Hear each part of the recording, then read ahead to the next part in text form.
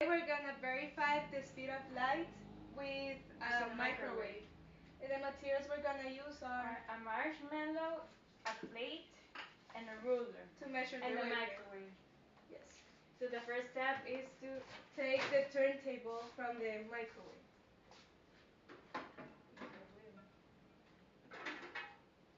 And we're gonna place the plate marshmallow on a different plate on the wheel. Now we're gonna melt the marshmallow for 30 seconds inside the microwave.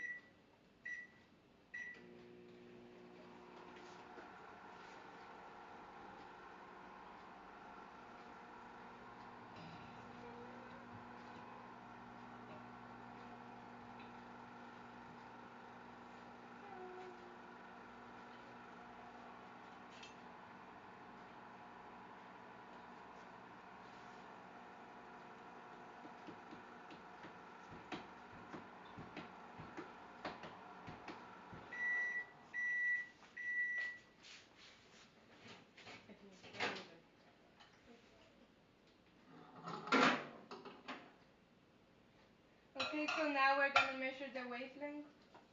Using a ruler. It's about